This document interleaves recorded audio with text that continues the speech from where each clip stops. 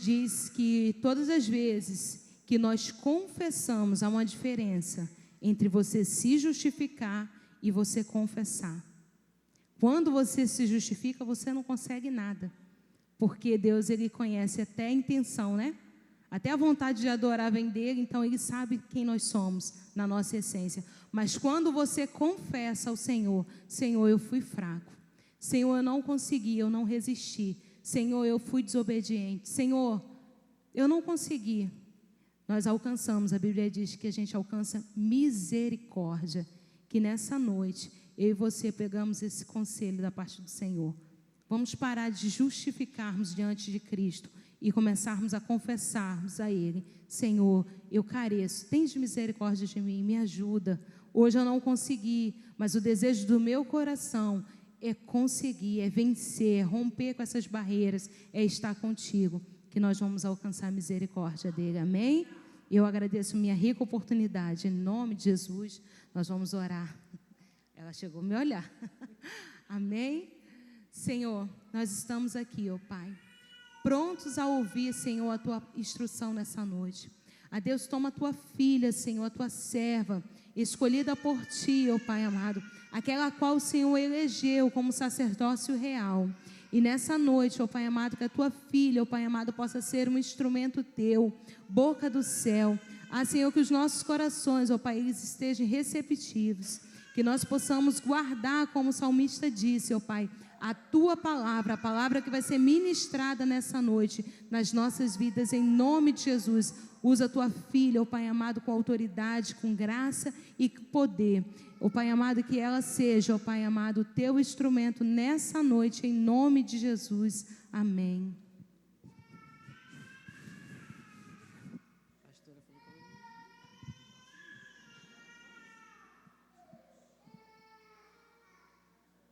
Graças e paz, irmãos. Verdadeiramente eu cumprimento a igreja com a graça e a paz do nosso Senhor Jesus. Amém? Podeis sentar.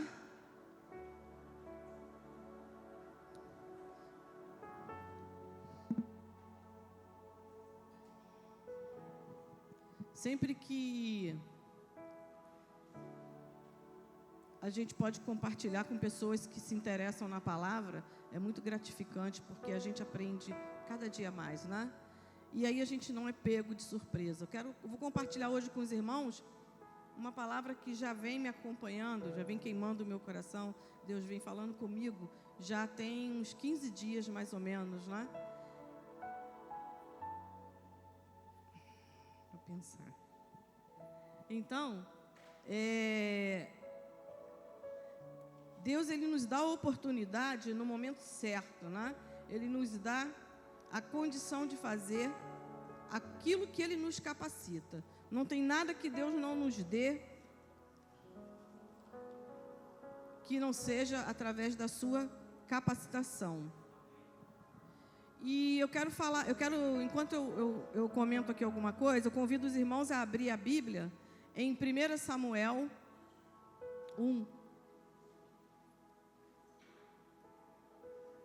Eu quero falar com os irmãos sobre uma história que tocou muito no meu coração quando eu ouvi. Eu já ouvi várias vezes essa história, mas da última vez que eu ouvi, ele bateu de forma diferente, né? Como o pastor mesmo diz, a palavra ela é a mesma, mas a forma que ela toca na gente, ela é diferente, né? E se nós tivermos com o coração aberto para o que Deus tem a nos dizer, nós conseguimos entender e conseguimos aprender cada dia mais, né? E o que Deus colocou no meu coração foi a história de Ana.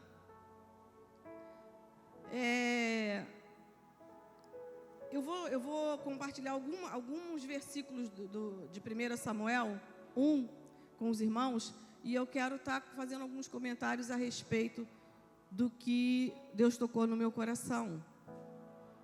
Em 1 Samuel 1, no versículo 2, todos conhecem essa história, né? Vamos começar pelo 1 para quem ainda não entende, vamos ter assim uma leitura mais concentrada em alguns versículos. Houve um homem de Ramataim Zofim, da montanha de Efraim, cujo nome era Eucana, filho de Jeroão, filho de Eliú, filho de Tomu, filho de Zufeu, o Efrateu. Este homem tinha 2 mulheres. O nome de uma era Ana, de outra era Penina. Com essa condição dele citar a Ana e depois a Penina, eu entendo que Ana foi a primeira mulher que o Eucana teve. E por que então, já que ele era casado, por que esse homem ele resolveu ter a segunda esposa? Porque naquela época existia uma necessidade do homem ter filhos, né? Para que fosse ali a sua descendência acontecesse. E aí fala no 2. Penina tinha filhos, porém Ana não os tinha. Então Ana, sua primeira esposa, era estéril, e Penina muitos filhos teve. Subia, pois, este homem da sua cidade, de ano em ano, para adorar e sacrificar ao Senhor dos Exércitos em Siló, onde estavam os sacerdotes do Senhor, Rofine e Finéias, os 2 filhos de Eli. E sucedeu que no dia em que Eucana sacrificava, dava porções a Penina e sua mulher, e a todos os seus filhos, e a todas as suas filhas. O 5, versículo 5. Porém, Ana, que dá a ela, ele dava uma parte excelente, porque amava Ana, embora o Senhor a tivesse tornado estéril. Então, independente da condição de Ana, ela tinha o melhor. Ela tinha a porção dobrada. Ela tinha a atenção do marido, tinha a porção dobrada. Mas a Ana, ela não estava satisfeita com aquilo, né? A porção maior, a atenção dobrada, ela queria muito mais que aquilo. Porque naquela época, poderia-se dizer que a mulher que não tinha filhos, é como se fosse uma mulher amaldiçoada por Deus. Então, ela queria ter esse filho para o seu marido. No 6, versículo 6.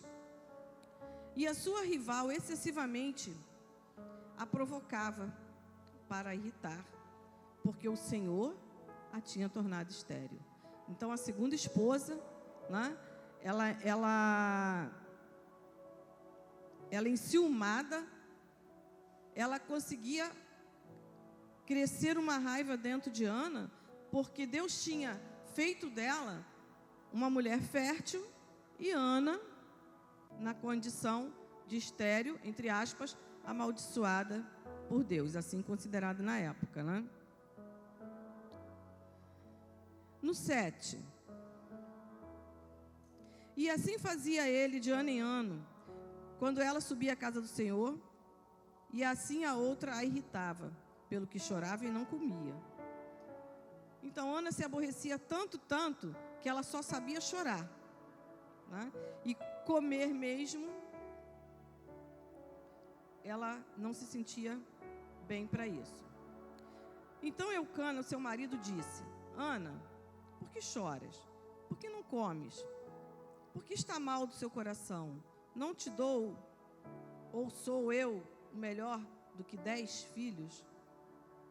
Só que Ana tinha no seu coração que ela tinha que ter filhos. Ela não aceitava aquela condição onde na época se chamava maldição. E aí, num desses momentos em que eles iam para esse lugar, onde eles se encontravam para adorar a Deus, para fazer sacrifícios, Ana sentiu-se tão angustiada que ela resolveu pedir um filho a Deus. Então no 9 ele fala: então Ana se levantou depois que comeram e beberam em Siló, e Eli, sacerdote, estava sentado numa cadeira junto a um pilar do templo do Senhor. No 10, Ana, pois com amargura na alma, orou ao Senhor e chorou abundantemente. E nisso, Ana falava, Ana chorava, Ana tinha, como diz hoje, depressão. Ana se sentia a mulher menor que existia, ali naquele local. E fez um voto dizendo: Senhor dos exércitos, se benignamente atentares para a aflição da tua serva, de mim te lembrares, da tua serva não te esqueceres, mas a tua serva deres um filho, homem. Ela não queria simplesmente um filho, ela queria um filho, homem. Ao Senhor o darei todos os dias da sua vida, e sobre a sua cabeça não passará navalha. Ou seja, esse filho dela, esse primogênito, seria o nazireu, né? E sucedeu que, perseverando ele em orar perante o Senhor, ele observou a sua boca. Então o sacerdote estava ali de olho em Ana, observando a atitude daquela mulher, a choradeira daquela mulher, a angústia daquela mulher. E no 13, ele fala: portanto, Ana, no seu coração, só no seu coração que Ana falava, e só movia os seus lábios, porém não se ouvia sua voz, pelo que Eli a teve por embriagada. Por que Ana só mexia os lábios? Porque o que ela queria não interessava a homem nenhum, não interessava a ninguém que estava à sua volta, interessava somente a Deus, porque era um pedido que ela estava fazendo. Ela queria ter uma intimidade com Deus ali, ela queria entender a situação dela, e ela queria, na verdade, tentar aceitar aquilo que Deus estava passando na vida dela. E por isso, então, ela não declarou em voz alta, porque para ela não interessava que as pessoas ouvissem. E como ela chorava muito, foi entendido ali pelo sacerdote que ela podia estar embriagada. E disse-lhe Eli: até quanto estarás tu embriagada? Aparta de ti o teu vinho.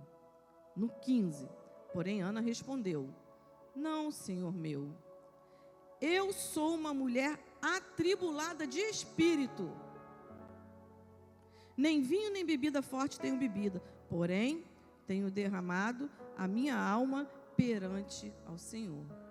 Então ela estava com o seu espírito, né, atribulado, ela estava se sentindo uma mulher inquieta, uma mulher angustiada. E aí ela estava pedindo ao Senhor que pudesse atender ao que ela queria. E então o sacerdote disse: não temas, pois... Ana falou: não tenhas, pois, a tua serva por filha de Belial, porque da comunhão dos meus cuidados e do meu desgosto tenho falado até agora. Então respondeu Eli: vai em paz, e o Deus de Israel te conceda a petição que lhe fizeste. E disse ela: acha a tua serva, graças aos teus olhos. No caso, o sacerdote falando para... né? Assim a mulher seguiu o seu caminho e comeu, e o seu semblante já não estava tão triste. E levantaram-se de madrugada, e aí pulando 19, indo para o 20, para finalizar essa leitura, ele fala: e sucedeu que, passando algum tempo, Ana concedeu à luz a um filho, ao qual chamou Samuel, porque dizia ela: o tenho pedido ao Senhor. Bom, a gente vê aí uma história de uma pessoa que queria muito uma coisa, muito, muito. Só que ela não conseguiria realizar isso de forma natural, de forma humana, de forma entendida aos olhos do homem. Então, ela entendeu que isso era uma intimidade dela com Deus. E aí, eu fui buscar entender por que Ana deu o nome de Samuel ao seu primeiro filho, né? E aí eu encontrei lá: do Senhor o pedi, ou seja, ela pediu um filho do Senhor para que ele pudesse ser o primogênito dela. E aquele pedido que ela queria tanto, aquilo que ela queria tanto, quando ela conseguiu por quê? Porque ela disse: este será seu. E ela pegou esse teu filho primogênito que ela tanto quis, que ela tanto desejou, e entregou, depois de desmamado, ao sacerdócio. E ali ela só ia visitar a criança, e a criança foi crescendo e se tornou o Samuel que a maioria conhece na Bíblia, né? Que foi juiz na sua vida, que deu ali, foi usado por Deus em vários locais, inclusive na condição de encontrar Davi diante de tantos irmãos, filhos de Jessé, né? Esses irmãos todos fizeram uma fileira e ele foi lá para que fosse consagrado naquela fileira um filho de Jessé. Só que esse filho de Jessé não foi o maior, nem o mais forte, nem o mais bonito, né? Foi o menor da casa. E o que Ana tinha para entender na vida dela? É que ela não parou para analisar. A Ana, ela veio da descendência de Efraim. Quem era Efraim? Entrando lá para Gênesis, não precisa abrir a Bíblia, né? Entrando lá para Gênesis. Efraim era o filho do menor da casa de Israel. Israel teve 12 e o menor foi escolhido por Deus para levantar o Egito no momento de um problema, né, muito, muito grande. E ali, com aquela condição dele, ele salvou tanto a sua parentela, quanto a todo o povo que existia naquela época.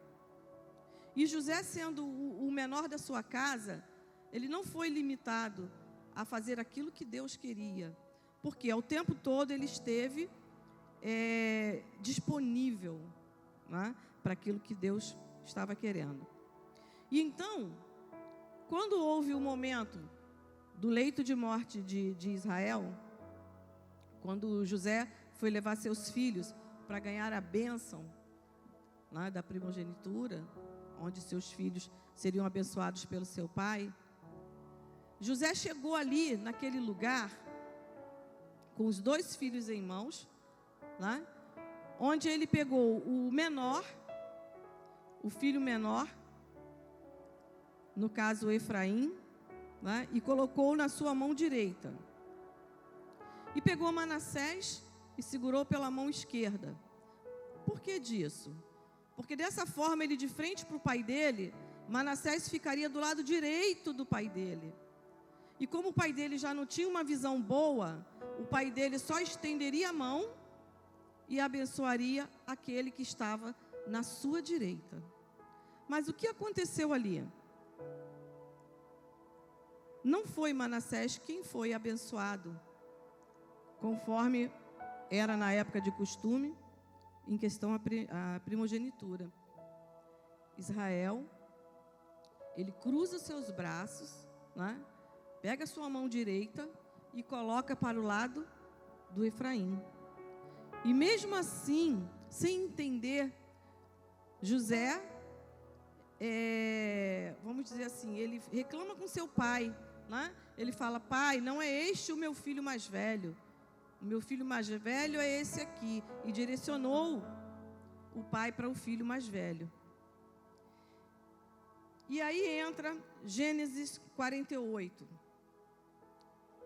E quando o pai de José, no seu leito de morte, quis abençoar seus netos, José o tomou pelas mãos. Efraim à sua direita, perto da mão esquerda de Israel, e Manassés à sua esquerda, perto da mão direita de Israel. E os aproximou dele.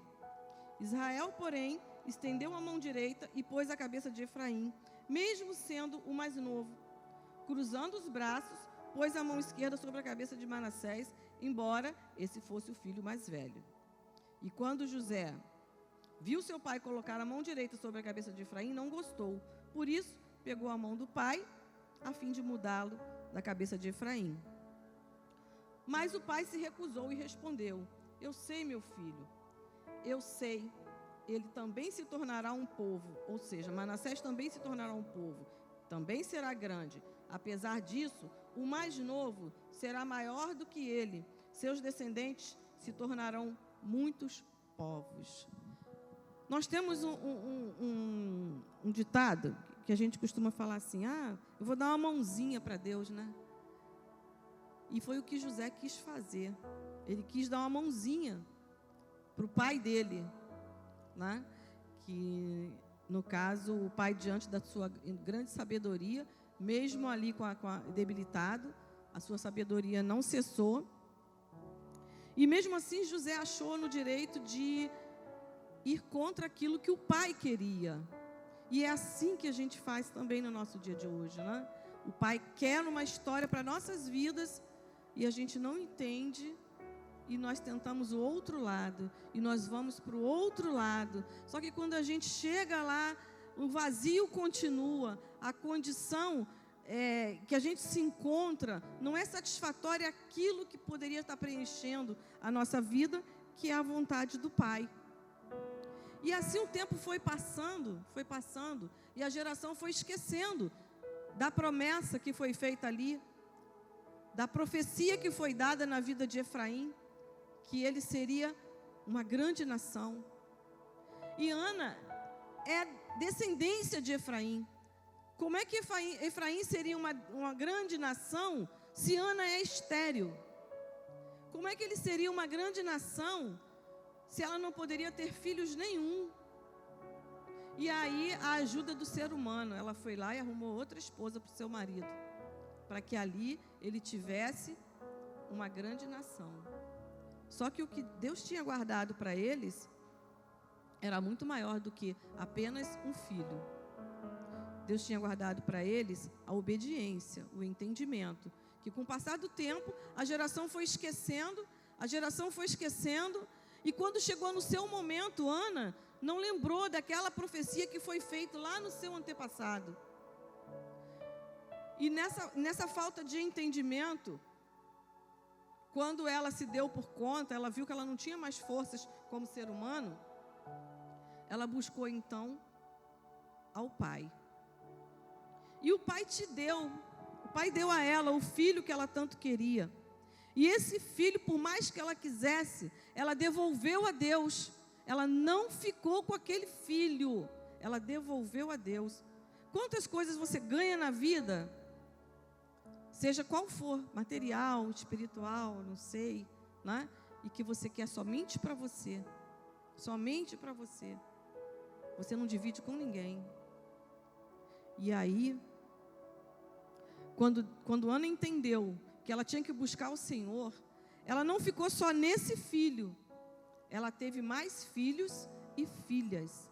Ela foi abençoada, né? Ana teve a sua descendência, conforme foi a profecia, crescendo. E quando eu paro para analisar como é difícil obedecer ao Pai, como é difícil entender que tudo é na vontade de Deus, tudo é no momento que Deus quer. Infelizmente ou felizmente, graças a Deus, não é no tempo do ser humano, porque se fosse nós atropelaríamos muita coisa. Então a nossa sabedoria, ela vem do Senhor. Ele que nos capacita, Ele que nos dá a condição de entender qual é o nosso papel aqui nessa terra. Se nós temos o trabalho de sair de casa, vir aqui, escutar a palavra do Senhor, ouvir louvor, colocar o joelho no chão, falar: Senhor, eu não tenho tempo durante a semana toda para fazer isso, mas aqui eu tenho 2 horinhas do meu dia para estar te adorando, para estar te agradecendo. E aí, como fica a obra do Senhor? Como fica a vontade de Deus? A gente sai daqui e a gente esquece daquela profecia que foi feita. Faz o ID. Vá, encontre almas. Vá, ajude aqueles que são os necessitados. Eu às vezes passo aí na rua, vejo um ou outro, e aquilo me incomoda muito, quando eu vejo aquelas pessoas com seus filhos, sentados na calçada, pedinte, com um papel escrito: estou com fome, né? E aí a vontade que eu tenho não era bem de pegar uma bolsa de compra e ir lá e levar simplesmente, né?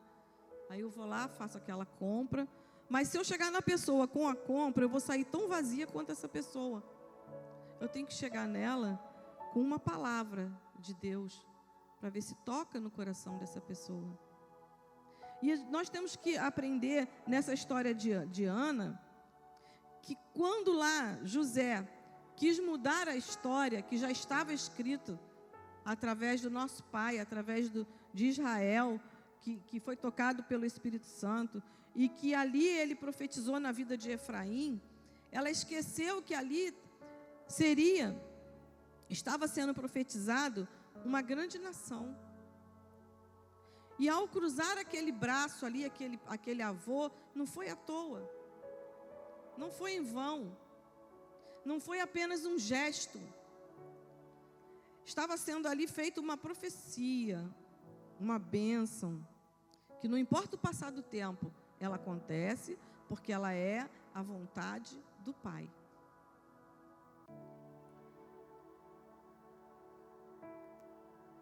E Ana não entendeu que ela fazia parte dessa profecia. Ela fazia parte desse querer. Ela fazia parte dessa história. E aí Ana vai lá para aquele local onde ela se prostra aos pés do Senhor e chora muito. Chora por quê? Porque ela é humilhada. Porque ela sofre muita humilhação. Ela passa por situações em que ela se sente a menor dos menores. Quantas vezes nós, no trabalho, na escola, né? Até mesmo na igreja, por que não? A gente sente como se nós fôssemos o menor dos menores.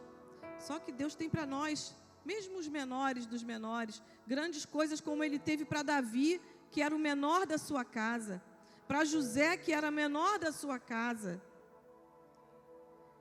E quando Deus se coloca à frente da situação, para que seja resolvido conforme a vontade dEle, com certeza, nós saímos ali de coração cheio, nós saímos ali com o espaço preenchido daquilo que a gente pretende. Nós podemos não entender o que Pai tem para nós, mas nós temos que entender que tudo é no tempo dEle. E Deus é maravilhoso, porque Ele não nos dá nada antes do tempo, para que o que aconteça não se vire maldição se você não souber usar. Então, às vezes você quer passar numa faculdade, às vezes você quer ser habilitado, às vezes você quer terminar até o seu próprio 2º grau, não sei. E aí você vai lá, faz uma prova e reprova. Aí, lógico, né? Tem o choro, tem a tristeza. Ser humano faz parte. Mas a gente tem que entender que nem tudo que a gente almeja, o momento é aquele para a gente adquirir. E eu entendi assim muito forte que quando o pai de José, ele virou aquela mão para o menor da casa de José, ele entendeu que não era o maior, não é o mais forte, não é o mais bonito, não é o mais estudado. Não que o estudo não ajude, né? Mas não é o mais estudado, é aquele que ele capacita. Ele pegou Davi, levou Davi a um momento que estava lá o povo de Israel sofrendo uma perseguição muito grande. Davi não era nem para estar ali, né? Ele foi ali, vamos dizer assim, no termo nosso, por acaso, que na verdade sabemos que não foi, né? Isso foi a vontade de Deus. E quando ele chegou ali, ele viu aquele gigante. Em nenhum momento ele ficou preocupado com a luta que ele ia ter. Porque a luta que ele ia ter ali era uma luta que estava em primeiro lugar a mão de Deus. E aí, voltando para Ana, mesmo ela passando toda aquela humilhação que Penina fazia por ela, né? Rindo da cara dela por ela não ser mãe, por ela ser amaldiçoada, a Penina ela se tornou uma pessoa onde eu não sei se ela entendia, mas eu entendo assim, que ela se tornou uma pessoa muito invejosa, muito má. Ela tinha a inveja de Ana, porque Ana tinha o melhor de seu marido. Era isso que incomodava a Penina. Então a Penina, a forma dela se defender era humilhando, era agredindo Ana. E Ana, por várias vezes, eu entendi ali naquele estudo, ela se deixou levar por essa humilhação e só soube chorar, só soube se amargurar. E ela não se acalmou no seu coração, no seu íntimo com Deus. E quando ela resolveu fazer isso, que fala lá no versículo 8 de Samuel, ele fala que quando ela ajoelhou, que ela orou, que ela pediu, que ela clamou, que ela chorou somente com o pai, ela dali saiu mais leve, ela saiu mais tranquila dentro daquilo que ela queria. Porque ela entendeu que um dia aquilo ia acontecer com ela, porque era a vontade do Pai, porque ela tinha entregue ali o seu desejo apenas àquele que realmente podia fazer algo por ela. E é assim que nós temos que entender e orar a Deus, e pedir intimidade, e pedir sabedoria. E a intimidade com Deus, ela se dá através da leitura da Bíblia. Ela se dá através da oração, ela se dá através do entendimento. Não basta você sentar para ler a Bíblia, você tem que orar e pedir a Deus: Senhor, faça-me entender aquilo que o Senhor tem para mim. Faça-me entender qual é a minha parte no seu ministério. Faça-me entender qual é a situação, qual é a profecia, qual é a promessa que houve um dia na minha parentela. E que se quebre todas as barreiras que possa vir Satanás colocar na nossa mente sobre a nossa incapacidade humana. Porque humanamente falando, nós somos incapazes, porque Deus, Ele não foi feito para ser explicado, nem foi feito para ser entendido, né? Deus, Ele teve aí a condição onde Ele também fez como Ana. Só que Deus pegou o seu filho unigênito e colocou ele ali na cruz, sofrendo por nós, tendo dores, sendo açoitado. E aí, foi o que Ele pediu a Ana, mãe, a maioria que sabe o que é ser mãe, e gerar aquele filho 9 meses, e amamentar aquele filho, e depois ter que abrir mão daquele filho. Só que ela já gerou aquela criança, sabendo que aquela criança não era dela, era do Pai, do nosso Senhor Jesus Cristo. Mesmo que Deus não lhe desse outros filhos, porque ela não tinha certeza que ela ia ter outros filhos. Ela não tinha. Ela pediu um filho, homem, e Deus lhe deu um filho, homem. Mas ela se apegou a esse um filho homem? Não. Ela entregou esse um filho homem. Entregou a Deus e com o passar do tempo ela foi abençoada. Então nós temos que entender na nossa vida, como foi falado aqui sobre o dízimo, sobre ofertas, né? Que mesmo que seja no pouco, que nós sejamos fiéis, nós teremos sempre o agradar de Deus, nós teremos sempre a bênção do nosso Senhor Jesus, onde Ele multiplicará aquele pouco no muito. Nós temos que aprender que Deus, Ele é sempre Deus, independente do que Ele nos dá ou não. Que a gente consiga ou não. Como foi com Ana, quando ela não conseguia ter filhos e não lembrava da profecia que foi feita lá no seu antepassado, não lembrava da promessa que foi feita. E um dia, quando ela entendeu, né, houve essa glória na vida dessa mulher. Ela conseguiu ter vários filhos, assim como aconteceu também. Nós temos várias histórias na Bíblia de mulheres estéreis, em que seus maridos tinham a promessa de grande nação: Abraão, Isaac, Jacó. E muitos fizeram lá, né, a ajudinha humana, né, arrumaram outras mulheres, para que essas mulheres tivessem os filhos que a primeira esposa não teve.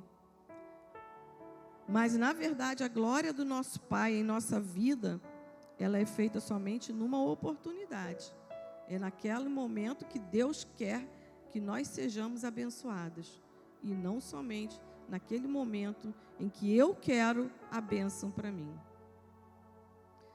Então, que possamos entender que a glória de Deus ela é infinita. Que quando formos ser abençoados, se não for com a mão direita, você analisa quem está te abençoando. Que se por acaso um dia acontecer no seu coração, de você sentir um vazio muito grande, é porque não é aquilo que Deus quer para a sua vida. E aí você pergunta: Senhor, o que estou fazendo eu da minha vida? Eu não sei o que fazer, onde fazer, como fazer, onde iniciar, como iniciar. Se você não sabe, tem Deus que sabe todas as coisas. Basta buscar, e buscar de coração, que Ele então vai fazer pelas nossas vidas muito mais do que Ele tem feito. Porque mesmo sem merecer, Ele faz por nós. Faz por nosso ministério, faz por nossas condições, mesmo sem merecer. Mas no momento que a gente entende, que a gente entrega a nossa vida ao Pai, nosso coração se acalma tão grandemente. Nossas expectativas, ela é feita numa situação tão branda, tão maravilhosa, que eu entendi que Ana, quando ela entregou aquele filho único que ela tinha, ela não sabia o que vinha pela frente, mas ela entregou porque ela entendeu que Deus era único na vida dele. Amém? Eu quero contar um testemunho para os irmãos aqui. Esse mês eu fiz aniversário. Aliás, quem não me deu presente pode me dar. E eu fiquei muito feliz nesse dia, porque uma pessoa que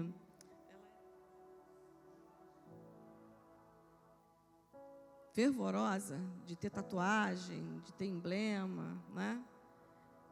Ela chegou no dia do meu aniversário com uma Bíblia de presente para mim. Aquilo foi tão significante para mim, porque era como se Deus estivesse falando comigo assim: essa é a diferença que eu quero que você mostre. Porque por mais que sejam as tribulações, por mais que sejam os problemas, por mais que sejam as ignorâncias, as brigas, o que acontece na tua vida, aprende que comigo eu dou o que você quer em dobro.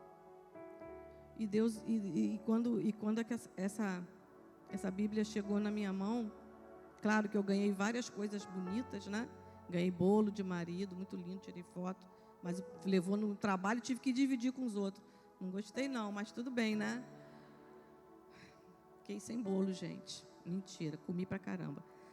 E ganhei outras coisinhas bonitas, mas aquela Bíblia tocou tanto no meu coração, tanto, porque não é por ser a Bíblia, porque Bíblia eu tenho, gente, graças a Deus. Foi pela pessoa que me deu, ter entendido que na minha vida não tem outra coisa senão Deus. Foi esse o gesto que eu entendi dele. Então nós temos que entender e fazer como Ana, que um dia entregou sua vida a Deus, e sua vida foi multiplicada, sua vida foi triplicada, quiçá até mais de 3 filhos, né? Deixa quieto, que se for fazer a contagem, a gente se perde aqui. E eu espero que os irmãos tenham entendido essa história de Ana, quando lá em José, lá em Gênesis, ela recebeu uma promessa através do seu antepassado, mas ela não entendeu essa promessa por um bom tempo da sua vida. Só que quando ela decidiu entregar a sua vida, entregar a sua inteligência, a sua sabedoria na vontade do Pai, tudo que ela almejou, chorou e sofreu, ela teve, e teve numa bênção dobrada. Amém? Eu agradeço a minha oportunidade, em nome de Jesus.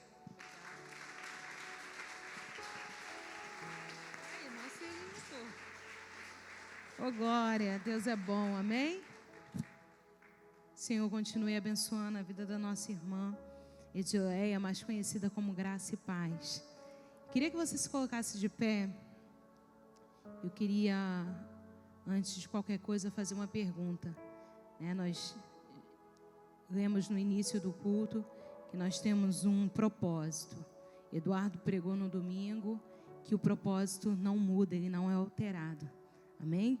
Por mais que eu tente, muitas das vezes, me desvencilhar dele, sair, mas o Senhor, ele me alcança todo o tempo, porque ele tem um propósito, e esse propósito não muda. Eu posso não querer, posso abrir mão dele, mas o propósito não muda. E eu não podia sair daqui hoje sem fazer esse convite. Não sei como você chegou aqui, mas eu quero que você saia daqui de forma diferente da que você entrou. Eu fui chamada para libertar os que estão em cativo. Eu tenho uma palavra sobre a minha vida que pode ser liberada sobre a sua vida. Você pode nessa noite sair daqui vivo em Cristo. Você pode sair daqui transformado. Basta você querer. E eu quero fazer esse convite. Eu queria saber se tem alguém aqui no nosso meio que, após ouvir essa palavra, após escutarem os hinos que foram entoados aqui, as orações, e você entendeu: Senhor, eu tenho um propósito, a minha vida tem um propósito, tem um porquê eu estar aqui. Eu queria te convidar a vir aqui à frente, a aceitar esse Senhor como seu Salvador, único Salvador. Você pode até dizer assim: não, mas o Senhor já é o meu Deus, eu já confessei. A gente precisa todos os dias confessar, todos os dias eu preciso reconhecer de que Ele é Senhor na minha vida e que eu dependo dEle, que eu não vivo sem Ele.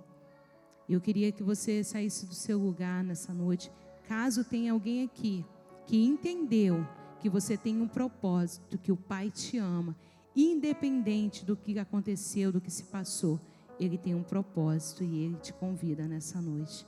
Eu queria que você saísse do seu lugar. Mas se não há ninguém aqui no nosso meio nessa noite, eu quero fazer uma oração. Amém? Senhor, nós somos gratos, ó Pai, por tudo que o Senhor tem feito nas nossas vidas. Senhor, pelo fogo de vida, ó Pai, ao qual muitas das vezes nós acordamos e nem percebemos, ó Pai, como o Senhor tem sido fiel. Senhor, porque os exames estão bem, ó Pai. Graças a Deus nós temos feito os exames e não tem acusado nada. Nós queremos te agradecer, Senhor. Senhor, nós queremos te louvar, ó Pai, porque a porta permanece aberta. Nós estamos trabalhando, estamos tendo os nossos sustentos e nós queremos te louvar. Senhor, nós queremos te agradecer porque filhos têm sido gerados e têm nascido saudáveis, perfeitos. Nós queremos te agradecer. Senhor, nós queremos te agradecer, ó Pai, porque tanta coisa que o Senhor poderia ter feito, ó Pai, ter escolhido, mas o Senhor escolheu cada um de nós que estamos aqui. Senhor, o Senhor nos consagrou, ó Pai, e nós somos hoje templo do Teu Santo Espírito. O Senhor habita em nós e nós queremos te agradecer. Deus, muito obrigado, ó Pai, porque Tu tens sido socorro presente nas nossas vidas, diante das nossas angústias. Senhor, muito obrigado porque um círculo, ó Pai amado, tem sido rompido na minha e na vida dos meus irmãos. Pai, nós profetizamos, proferimos a nossa fé em Cristo Jesus e Ele tem sido o nosso autor, o autor da nossa fé. O Senhor tem achado espaço no meu coração, na minha família, e nós somos alegres, ó Pai, nós somos agradecidos pela Tua fidelidade. Deus, agora ao sair desse lugar, ó Pai, que nós não venhamos nos distrair, ó Pai, com as coisas desse mundo, mas que nós possamos, como o salmista disse, guardar a Tua palavra na tábua dos nossos corações, para que nós não venhamos pecar. Senhor, nos ensina cada dia, ó Pai, sermos gratos por tudo que o Senhor tem feito e que nós possamos ver, ó Pai, a Tua fidelidade em pequenos gestos, em pequenos detalhes. Deus amado, joga por terra, ó Pai, toda incredulidade, todo medo, todo o anseio de crescer, Senhor, porque quando crescemos, ó Pai, vamos achando que estamos muito grandes, nós nos afastamos do Pai. É assim que o filho natural faz. Quando ele chega na sua fase adulta, ele se afasta da casa do Pai. Mas nós não, Senhor, nós queremos ser como os pequeninos, ó Pai. Nós queremos estar diante dos Teus pés em todo o tempo. Senhor, nos leva, ó Pai amado, debaixo das Tuas asas, ó Pai. Nos faz nos sentir seguros em Ti, ó Pai. Nos protege de todo mal. Senhor, guarda, Pai amado, as nossas vidas em nome de Jesus. Senhor, nos dá uma oportunidade amanhã, Senhor, de anunciar o Teu reino, ó Pai amado, de apregoar a Tua palavra, Senhor. Senhor, que aonde quer que o Senhor nos leve, ó Pai amado, que nós possamos ser, ó Pai amado, o Teu espelho, que nós possamos ser uma carta, ó Pai amado, escrita por Ti, e que nosso testemunho, Senhor, possa alcançar além das nossas palavras, em nome de Jesus. Nós te agradecemos por esse culto. Amém. Estenda suas mãos, amados, a paz do Senhor. Amém. Que o amor de Deus, a graça do nosso Senhor e Salvador Jesus Cristo e a comunhão e a consolação do Espírito Santo seja com todos nós que aguardamos a vinda do Senhor e que juntos possamos dizer amém. Deus te abençoe, Deus te guarde.